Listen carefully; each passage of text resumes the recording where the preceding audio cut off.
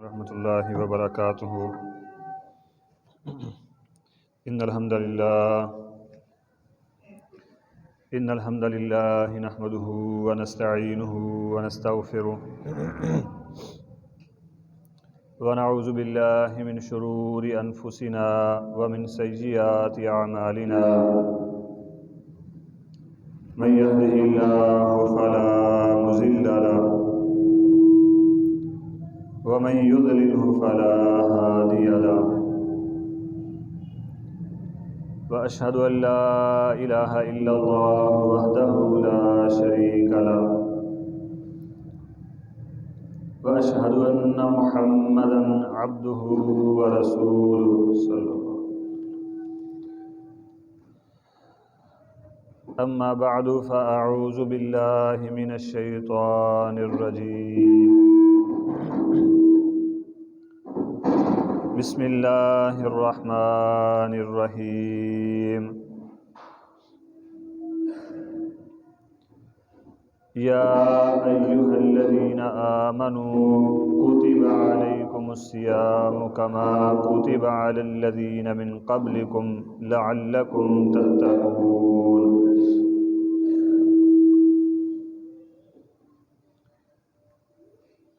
یا ایہا الذین آمنوا کتب علیکم الصیام کما کتب علی الذین من قبلکم لعلکم تتقون۔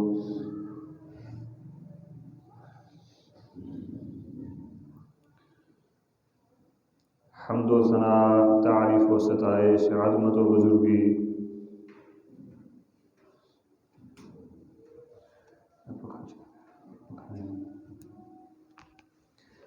اللہ مالک العلام ذوالجلال والاکرام کی ذات اقدس و مقدس کے لیے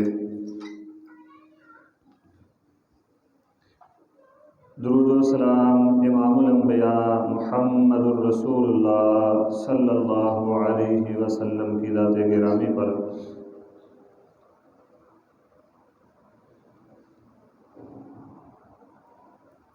اللہ رب العزت کا بے حد شکر ہے جس مالک نے بروقت اپنے گھر میں مل بیٹھنے کی توفیق عطا فرمائی۔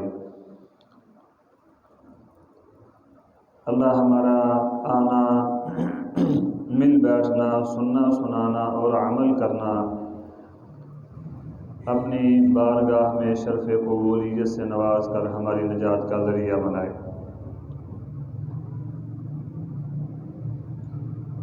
محترم بزرگوں اور ساتھیوں،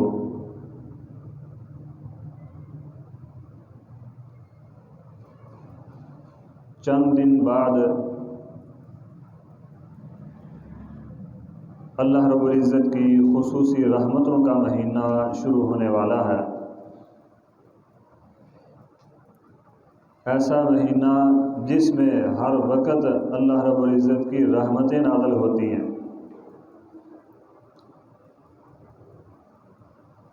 سرکش اور باغی شیاطین کو جکڑ دیا جاتا ہے، قید کر دیا جاتا ہے، بند کر دیا جاتا ہے۔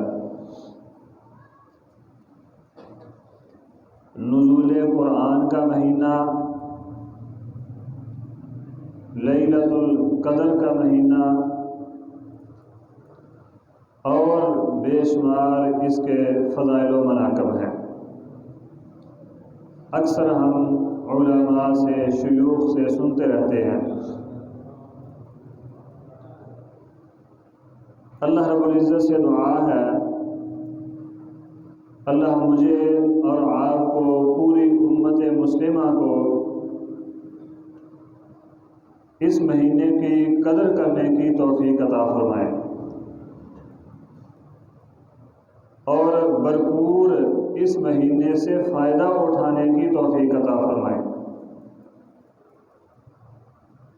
خصوصاً اللہ رب العزت ہمیں ان لوگوں میں شریک فرما لیں جن لوگوں کو اس مہینے میں اللہ رب العزت، یعنی رمضان کے مہینے میں اللہ رب العزت جہنم سے آزادی عطا فرمائیں گے۔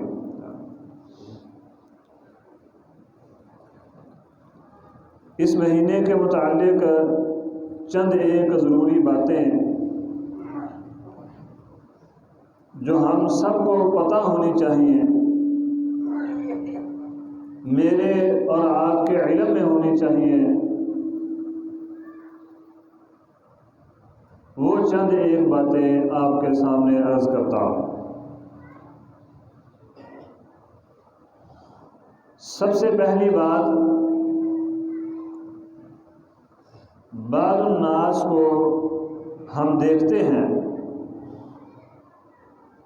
کہ رمضان المبارک سے 1 یا 2 دن پہلے استقبال رمضان کے نام سے روزہ رکھتے ہیں، روزہ رکھتے ہیں اور کہتے ہیں یہ استقبال رمضان کا روزہ ہے۔ صحیح بخاری کی حدیث ہے،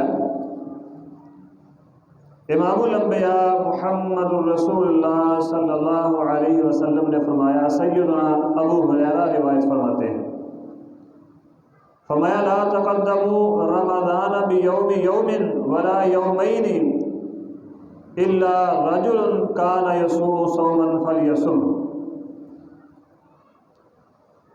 رمضان سے پہلے 1 یا 2 دن، بیوم یوم ولا یومین، رمضان سے 1 یا 2 دن پہلے کوئی بھی شخص روزہ نہ رکھے، الا رجل کان یصوم صوما فلیصم، مگر وہ شخص جو مسلسل روزے رکھ رہا ہے وہ رکھ سکتا ہے۔ جیسا کہ پہلے میں نے عرض کی تھی، امہات المومنین فرماتی ہیں نبی صلی اللہ علیہ وسلم رمضان کے فرضی روزوں کے علاوہ کسی مہینے میں اتنے روزے نہیں رکھتے تھے جتنے شعبان میں رکھتے تھے، اور بعض روایات میں امہات المومنین فرماتی ہیں کہ بلکہ پورے کا پورا مہینہ ہی شعبان کا اللہ کے نبی رمضان روزوں میں گزار دیتے تھے۔ تو آپ کا یہ فرمان الا رجل کان یصوم صوما فلیصمہ کا یہ مطلب ہے کہ جو سنت پر عمل کرتے ہوئے شعبان کے سارے مہینے کے روزے رکھ رہا ہے وہ ان 2 دنوں میں روزے رکھ سکتا ہے، وگرنہ لا تقدموا رمضان بصوم بیوم یوم ولا یومین، رمضان سے 1 یا 2 دن پہلے کا روزہ رکھنے سے نبی صلی اللہ علیہ وسلم نے منع فرمایا۔ دوسری بات، شک کے دن کا روزہ، ہمارے ہاں یہ بات بڑی اب معروف ہو چکی ہے، سعودی عرب میں چاند نظر آ گیا تو ہمارا بھی نظر آ گیا ہوگا، یہاں رؤیت ہلال کمیٹی نے غلط بتایا چاند تو آج نظر آ گیا، یا بعض یہ کہتے ہیں ہو سکتا ہے چاند نظر آ گیا ہو، تو یہ جو ہو سکتے والی بات ہے، شک والی بات، نبی صلی اللہ علیہ وسلم نے شک کے دن کا روزہ رکھنے سے بھی منع فرمایا۔ جب تک پختہ یقین نہیں ہو جاتا کہ رمضان المبارک کا چاند نظر آ گیا تب تک روزہ رکھنا نہیں، جب تک پختہ یقین نہیں ہو جاتا کہ شوال کا چاند نظر آ گیا تب تک روزے چھوڑنے نہیں، عید الفطر نہیں کرنے۔ سیدنا عمار بن یاسر رضی اللہ عنہ تشریف فرما تھے،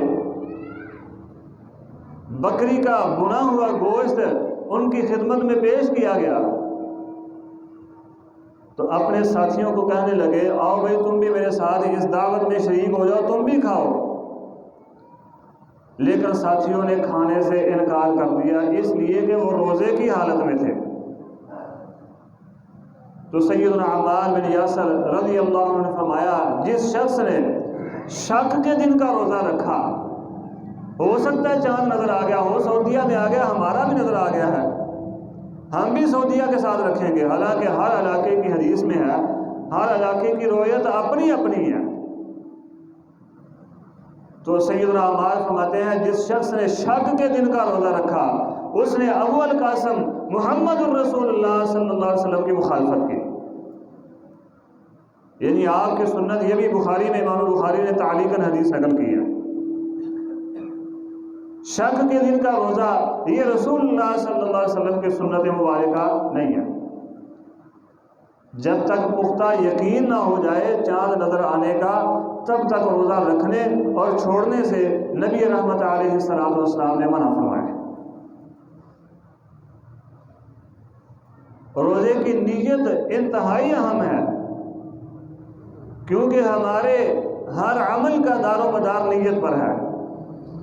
حدیث معروف ہے، الحمدللہ مسلمانوں کے چھوٹے چھوٹے بچوں کو بھی حدیث آتی ہے، انما الاعمال بالنیات، اعمال کا دار و مدار نیت پر ہے۔ تو جب تک ہم روزے کی نیت خالصتاً اللہ رب العزت کے لیے نہیں کر لیتے تب تک ہمارا کوئی عمل، صرف روزہ ہی نہیں، جب تک کسی بھی عمل کی نیت خالصتاً اللہ کے لیے نہ ہو تو ہمارا عمل اللہ کے دربار میں قبول نہیں ہے۔ اب رمضان المبارک کے جو فرضی روزے ہیں ان کی نیت رات کو سحری سے پہلے کرنی ہے۔ فرضی روزہ جو ہے فرضی، اس کی نیت پہلے کرنی ہے۔ نفلی روزہ اگر آپ اٹھے ہیں فجر کے بعد نماز پڑھ کے سو گئے، پھر اٹھے لیکن کھانے کو کوئی چیز نہ ملی، تو آپ تب ہی سے نیت کر سکتے ہیں کہ میں آج روزے کی حالت میں ہوں، تو آپ کا وہ نفلی روزہ شمار کیا جائے گا، اس کا اجر ملے گا۔ اگرچہ آپ صبح 10 بجے کیوں نہیں نیت کر لیتے، شرط یہ ہے کہ کوئی چیز کھائی پی نہ ہو۔ لیکن فرضی روزے کے متعلق ام المومنین سیدہ حفصہ رضی اللہ عنہ فرماتی ہیں، نبی علیہ السلام نے فرمایا وَلَّمْ يُبَيِّتِ الصِّيَامَ قَبْلَ الْفَجْرِ فَلَا صِيَامَ لَهُ، اور ایک روایت میں آتا ہے لا صیام لمن لم یفرضه من اللیل، اس شخص کا روزہ نہیں ہے جس نے روزے کی نیت رات ہی کو نہیں کرنی۔ جس شخص نے روزے کی نیت رات کو نہیں کی اس کا روزہ نہیں ہے۔ یعنی آپ رات کو روزے کی نیت کر کے سوئے بھی نہیں، بغیر نیت کیے سو گئے ہیں، اور صبح سحری ختم ہونے کے بعد، صبح طلوع ہونے کے بعد آنکھ کھلی ہے، تو اب آپ کہیں کہ میں روزے کی حالت میں ہوں تو روزہ نہیں ہے۔ ہاں، اگر آپ پہلے نیت کر کے سوئے ہیں، رات کو سونے سے پہلے آپ نے نیت کر لی تھی کہ میں نے صبح اٹھ کے روزہ رکھنا ہے، اب جاگ آنکھ کھلی ہے فجر طلوع ہونے کے بعد، صبح طلوع ہونے کے بعد، اب آپ کہیں کہ میں روزے کی نیت سے ہوں، میں نے کچھ کھایا پیا نہیں، تب آپ کا روزہ ہو سکتا ہے، جس کو ہم اپنے علاقائی زبان میں کہتے ہیں اٹھپہرا روزہ۔ اٹھپہرے روزے کی بھی اجازت ہے، رکھ سکتے ہیں، لیکن عمل بنانا نہیں۔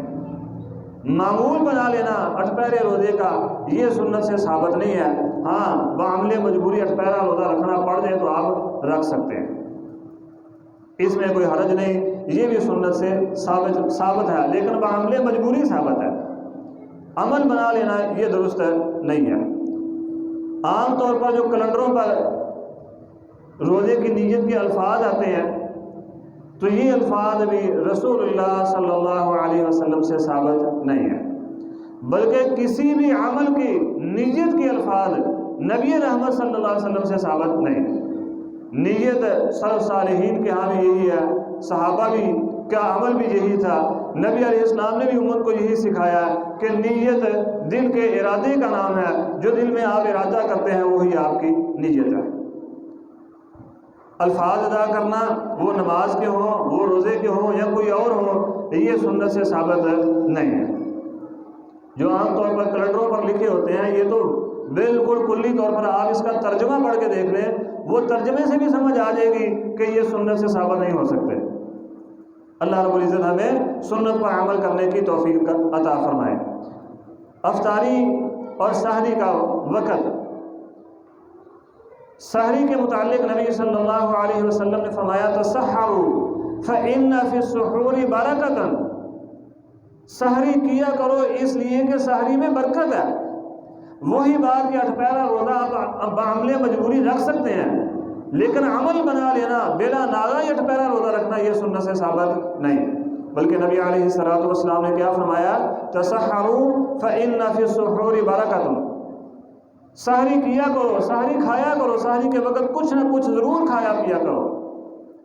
فإن فی السحور برکۃ، اس لیے کہ سحری کرنے میں اللہ رب العزت نے برکت رکھی ہے۔ اگر آپ عمل بنا لیں اٹھپہرے روزے کا تو آپ جو اللہ رب العزت نے سحری کے وقت میں برکت رکھی ہے اس برکت سے محروم ہو رہے ہیں۔ اس لیے سحری ضرور کرنی چاہیے۔ اور دوسری بات یہ کہ انتہائی آخری وقت میں سحری کرنی چاہیے۔ آپ رات سونے سے پہلے سحری کر کے سو جائیں، میں یہ سحری کر رہا ہوں، اگرچہ سحری آپ کی ہو جائے گی، لیکن جو سنت عمل ہے وہ یہی ہے کہ انتہائی آخری وقت میں سحری کی جائے، بالکل اذان کے وقت کے قریب، صبح طلوع ہونے سے بالکل قریب جو ہے وہ سحری کی جائے۔ یہ سنت عمل ہے صحابہ اکرام کا بھی اور محمد الرسول اللہ صلی اللہ علیہ وسلم کا بھی۔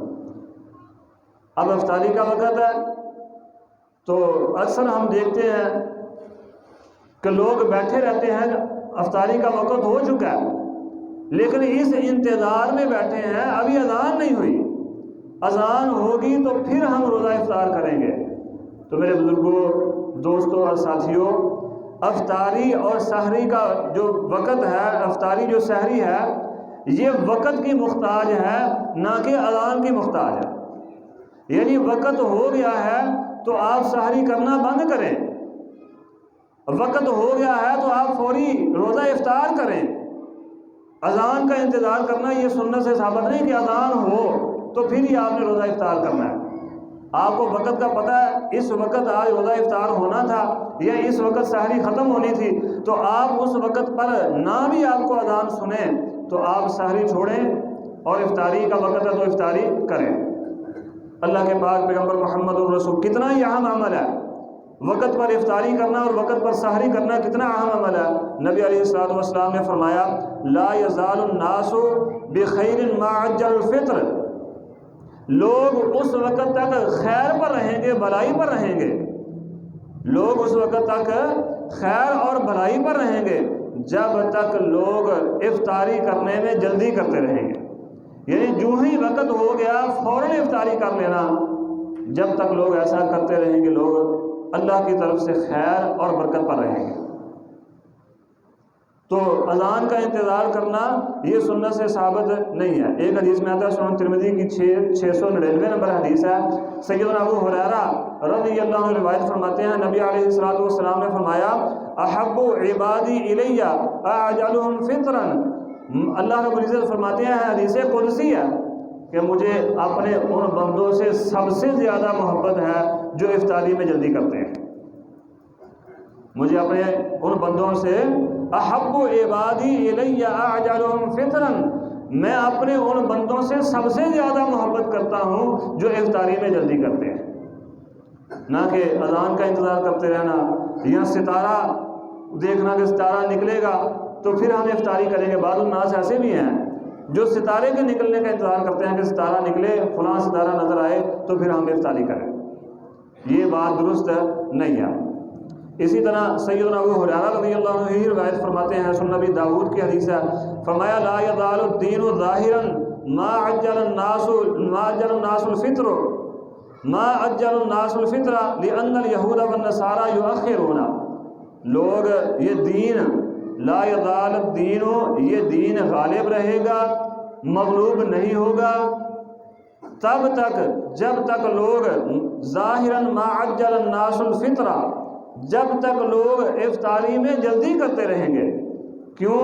آگے یہ بھی فرما دیا لأن اليہود والنصارى یؤخرون، یہود و نصارہ تاخیر کرتے ہیں، روزے کو لمبا کرتے جانا، افطاری نہ کرنا اس ذہن سے یا اس نیت سے کہ میرا روزہ لمبا ہوگا تو اجر بھی زیادہ ملے گا، یہ درست نہیں ہے۔ بلکہ نبی صلی اللہ علیہ وسلم نے فرمایا یہ دین غالب رہے گا، مطلب یہ ہے کہ چھوٹی چھوٹی سنتوں پر بھی جب لوگ عمل جب تک کرتے رہیں گے تب تک یہ دین غالب رہے گا۔ جب لوگ چھوٹی سنتوں کو چھوٹی سمجھ کے چھوڑ دیں گے پھر دین مغلوب ہونا شروع ہو جائے گا۔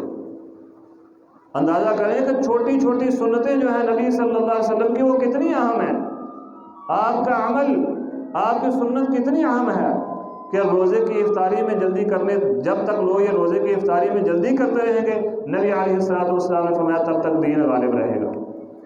یعنی چھوٹی چھوٹی سنتوں پر عمل کرتے رہیں گے تب تک دین اسلام غالب رہے گا۔ تو جیسے ہی وقت ہو جائے اذان کا انتظار کیے بغیر، میں پہلے عرض کر چکا ہوں کہ اذان کے روزے کی افطاری اذان کی محتاج نہیں ہے، وقت کی محتاج ہے۔ وقت ہو گیا تو آپ اسی وقت روزہ افطار کریں۔ روزہ افطار کس چیز سے کرنا ہے؟ سیدنا سلمان بن عامر رضی اللہ عنہ فرماتے ہیں رسول اللہ صلی اللہ علیہ وسلم نے فرمایا کہ روزہ افطار کرو کھجور کے ساتھ، روزہ کھجور کے ساتھ افطار کرو۔ اگر کھجور میسر نہ ہو تو پھر پانی کے ساتھ روزہ افطار کر لیا کرو، اس لیے کہ پانی پاکیزہ ہے، پاک ہے اور پاک کرتا ہے۔ پانی پاک ہے اور پاک کرتا ہے۔ خادم رسول سیدنا انس رضی اللہ عنہ فرماتے ہیں نبی علیہ السلام کی اپنی سنت، اپنا عمل بتاتے ہیں کہ اللہ کے پاک پیغمبر محمد الرسول اللہ صلی اللہ علیہ وسلم تر و تازہ کھجوروں کے ساتھ روزہ افطار کرتے تھے۔ اگر تازہ کھجوریں میسر نہ ہوتی تو آپ خشک کھجوروں کے ساتھ روزہ افطار کر لیتے۔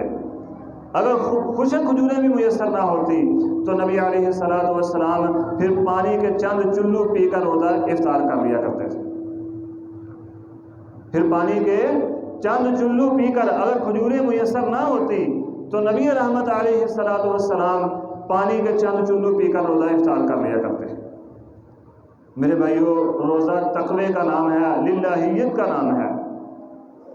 تو کھانا جب افطاری کا وقت ہو جائے تو ایسے کھانا جیسے زندگی میں کبھی کھایا ہی نہیں ہے، یہ عمل درست نہیں ہے۔ آپ افطاری کریں، افطاری کرنے کے بعد آرام کے ساتھ نماز پڑھیں، نماز کے بعد آرام سے کھانا کھائیں، یہی عمل درست ہے اور صحت کے لیے بھی عافیت کا سبب ہے۔ فوراً کھانا شروع کر دینا یہ صحت کے لیے بھی باعث نقصان ہے۔ رسول اللہ صلی اللہ علیہ وسلم کا حکم بھی اور آپ کا عمل بھی۔ پھر افطاری کی دعا بسم اللہ پڑھ کر افطاری کریں۔ جتنا بھی آپ نے معمول کے مطابق کھانا کھائیں، کھانے کے بعد یہ دعا رسول اللہ صلی اللہ علیہ وسلم سے ثابت ہے۔ کون سی؟ ذهب الظمأ وابتلت العروق وثبت الاجر انشاءاللہ۔ جو عام طور پر کیلنڈروں پر دعا لکھی ہوتی ہے، یہ رسول اللہ صلی اللہ علیہ وسلم سے ثابت نہیں ہے، یہ اللہ کے نبی علیہ السلام سے ثابت نہیں ہے۔ ذهب الظمأ وابتلت العروق وثبت الاجر انشاءاللہ، یہ نبی صلی اللہ علیہ وسلم سے دعا ثابت ہے۔ پیاس بجھ گئی، رگیں تر ہو گئی، اگر اللہ رب العزت نے چاہا تو انشاءاللہ اجر بھی ثابت ہے، اجر بھی اللہ رب العزت عطا فرما دیں گے، یہ دعا ہے۔ پھر سن لیں، ذهب الظمأ وابتلت العروق وثبت الاجر انشاءاللہ۔ بسم اللہ پڑھ کے افطاری کرنی ہے۔ افطاری کرنے کے بعد جو کھانا پینا کھائیں پئیں، جب آپ نماز کے لیے نکلنے لگے، کھا پی کے فارغ ہو جائیں، تب یہ دعا پڑھنی ہے، ذهب الظمأ وابتلت العروق وثبت الاجر انشاءاللہ۔ اللہ رب العزت سے دعا اللہ مجھے اور آپ کو عمل کی توفیق عطا فرمائیں۔ اللہ ہمیں رمضان المبارک سے بھرپور فائدہ اٹھانے کی توفیق عطا فرمائیں۔ اللہ ان لوگوں میں ہمیں شامل فرما لے جن لوگوں کو اس رمضان المبارک میں اپنی رحمت کے ساتھ جہنم سے آزادی نصیب ہوگی اور جنت کا داخلہ نصیب ہوگا۔ اقول قولی ھذا واستغفر اللہ لی ولکم ولسائر المسلمین واستغفروہ انہ هو الغفور الرحیم۔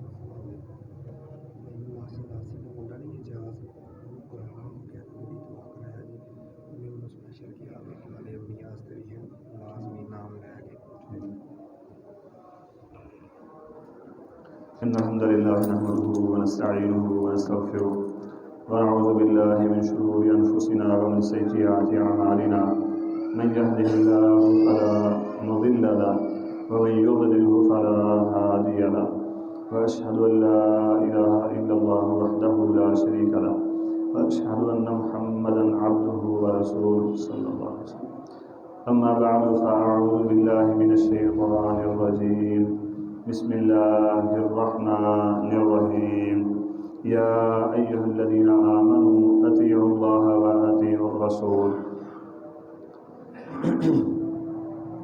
ام المومنین سیدہ عائشہ رضی اللہ عنہا فرماتی ہیں کہ نبی صلی اللہ علیہ وسلم رمضان المبارک میں اپنی ازواج مطہرات کا بوسہ لے لیا کرتے تھے، اور ساتھ ہی یہ بھی فرمایا کہ نبی علیہ السلام وہ واحد ہستی ہیں جو تم سب سے زیادہ اپنے نفس پر قابو رکھنے والے تھے۔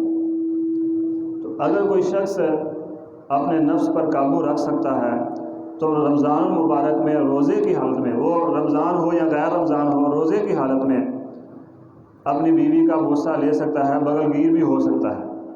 لیکن اگر اس سے آگے نکلے، ہم بستری کریں، تو پھر اس کی سزا ہے۔ سزا یہ ہے اسلام میں، رسول اللہ صلی اللہ علیہ وسلم کے پاس ایک شخص آئے، عرض کی اللہ کے نبی میں ہلاک ہو گیا۔ فرمایا کیا ہوا، کیسے ہلاک ہو گئے؟ عرض کی اللہ کے نبی میں نے روزے کی حالت میں اپنی بیوی سے ہم بستری کر لی ہے۔ نبی علیہ السلام نے فرمایا پھر ایسا کرو، ایک غلام آزاد کرو، جس کو ہم کفارہ کہتے ہیں، یعنی جو ہے شرعی اسلام میں جو سلف صالحین میں جو اصطلاح بولی جاتی ہے وہ ہے کفارہ ادا کرنا۔ ایک غلام آزاد کرو، یہ تمہارے گناہ کا جو سزا ہے، کفارہ ہے، وہ یہ ہے کہ ایک غلام آزاد کرو۔ عرض کی اللہ کے نبی میں اتنی طاقت نہیں رکھتا کہ میں ایک غلام آزاد کر سکوں۔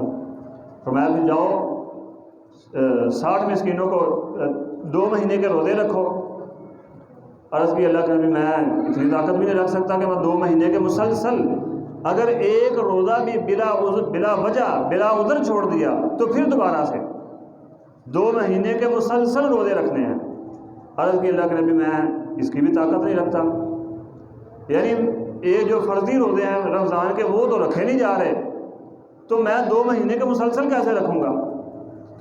نبی علیہ السلام نے فرمایا پھر 60 مسکینوں کو کھانا کھلاؤ۔ عرض کی اللہ کے نبی میرے پاس اتنی بھی طاقت نہیں ہے کہ میں 60 مسکینوں کو کھانا کھلا سکوں۔ پھر آپ خاموش ہو گئے، بیٹھے رہے، صحابی کے پاس بیٹھے رہے۔ کچھ دیر بعد ایک شخص آیا، ایک کھجوروں کا ٹوکرا لے کر نبی علیہ السلام کے پاس۔ عرض کی اللہ کے نبی یہ صدقے کی کھجوریں ہیں، جہاں آپ چاہیں ان کو تقسیم کر دیں۔ نبی علیہ السلام نے اس شخص کو بلایا اور فرمایا جاؤ یہ مدینے کے مسکینوں میں جا کر تقسیم کر دو۔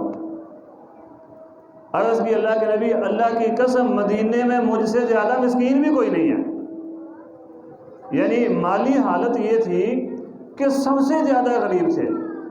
نبی علیہ السلام مسکرا پڑے اور فرمایا پھر جاؤ جا کے خود ہی کھا لو، جا کر خود ہی کھا لو۔ یہ بخاری اور مسلم کی حدیث ہے۔ صحابی چلے گئے، پھر انہوں نے کھا لی وہ کھجوریں۔ تو یہ ہے سزا، یا یوں سمجھ لیں یہ ہے کفارہ۔ اگر ایسا کچھ کر لے انسان تو یا ایک غلام آزاد کرے، نہیں تو 2 مہینے کے روزے مسلسل رکھے، اگر وہ بھی نہیں تو پھر 60 مسکینوں کو کھانا کھلائے۔ اب یہاں یہ بھی بات یاد رکھیں کہ حدیث کے لفظ ہیں 60 مسکینوں کو کھانا کھلانا۔ عام طور پر کیا کرتے ہیں، کچھ لوگ آتے ہیں رمضان میں اکثر مسئلہ پوچھنے آ جاتے ہیں جی میں یہ کر بیٹھا، میں یہ عمل مجھ سے سرزد ہو گیا، اب کیا کروں؟ بھائی یہ کام کرو۔ کہتا اچھا پھر میں ایسا کرتا ہوں، میں کھانا پکا کے بھیج دیتا ہوں، تو آپ 60 لوگوں کو دعوت دیں، ان کا روزہ افطار کروا دیں۔ بھائی یہ سزا ہے، شریعت نے سزا مقرر کی ہے۔ آپ جا کے 60 مسکینوں کو ڈھونڈو، ان کو کھانا کھلاؤ، نہ کہ جن کو مرضی بلا کے کھانا کھلا دیا۔ بعض ایسے بھی کرتے ہیں، تھوڑی سی کوئی چیز لیتے ہیں، لے کر وہ بچوں میں تقسیم کر دیتے ہیں، 60 بچوں میں لو جی میرا کفارہ ہو گیا۔ نہیں، نبی صلی اللہ علیہ وسلم نے فرمایا 60 مسکینوں کو کھلانا ہے۔ اب مسکین کس کو کہتے ہیں؟ شریعت نے جو بتایا ہے مسکین کی تعریف وہ یہ ہے کہ وہ شخص جس کی آمدن اس کے خرچے سے کم ہو اور وہ لوگوں سے سوال بھی نہ کرتا ہو، یہ ہے وہ شخص جو مسکین ہے۔ جس کی آمدن اس کے خرچے سے کم ہو، یعنی خرچہ زیادہ ہے روزانہ کا اور آمدن کم ہے، اور وہ لوگوں سے جا کر سوال بھی نہیں کرتا بھی مجھے اللہ کے نام کا دو یا صدقہ زکات دو یا کچھ بھی کرو، وہ سوال بھی نہیں کرتا، یہ ہے مسکین ہے۔ اب تمہیں سزا مل رہی ہے تو آپ کسی کو بھی پکڑ کے کھانا کھلا دیں، یہ سزا تو نہ ہوئی؟ پھر 60 مسکینوں کو تلاش کرنا ہے، ان کو کھانا کھلانا، پھر آپ کا کفارہ ادا ہوگا۔